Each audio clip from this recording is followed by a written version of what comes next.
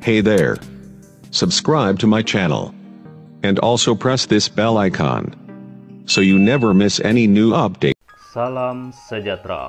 Berita hari ini, keputusan usir Rehan tidak masuk akal, kata NGO.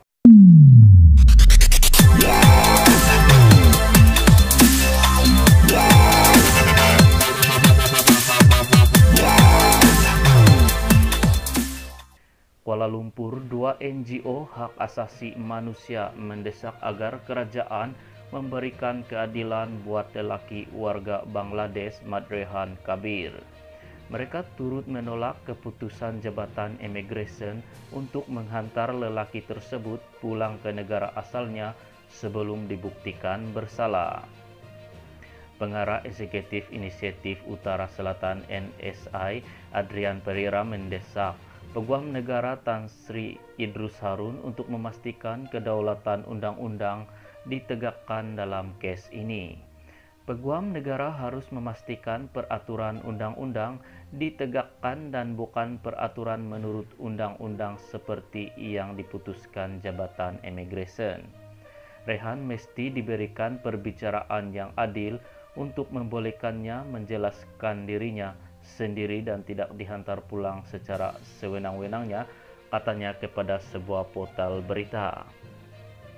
Selain itu, Pereira turut mendesak kerajaan untuk memastikan keselamatan Rehan sepanjang berada dalam tahanan. Apa yang berlaku dalam tahanan adalah sesuatu yang dikhawatiri oleh banyak aktivis dan badan sivil. Setelah ditahan, kerajaan harus memastikan keselamatannya, tegasnya. NGO yang berpusat di Petaling Jaya itu turut menggesa reformasi terhadap undang-undang imigresen bagi memastikan para pendatang tidak menjadi korban atau dihantar pulang setelah membuat aduan. Ketua Pengarah Jabatan Imigresen Datuk Khairul Dazmi Daud dalam satu kenyataan pada Jumaat berkata, Rehan akan diusir dan disinarai hitam daripada memasuki Malaysia buat selama-lamanya. Imigresen sebelum ini turut membatalkan permit kerja lelaki berusia 25 tahun itu. Dia ditahan bagi membantu siasatan mengikut Akta Imigresen 1959 dan 63 kerana mengeluarkan kenyataan tidak benar terhadap negara ini.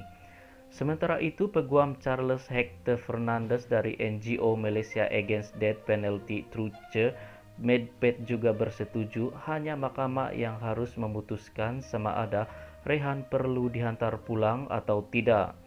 Dia tidak setuju bahwa pengusiran diputuskan melalui keputusan pentadbiran.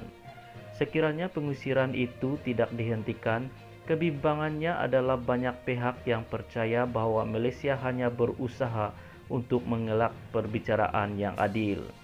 Sekiranya Malaysia benar-benar yakin bahawa dia melakukan jenayah, maka tuduh dan bicara di Mahkamah Malaysia sesuai dengan Undang-Undang Malaysia. Untuk menunjukkan bahawa Rehan bersalah hanya kerana dia muncul di dokumentari tersebut, mungkin tidak masuk akal, kata Fernandez dalam satu kenyataan.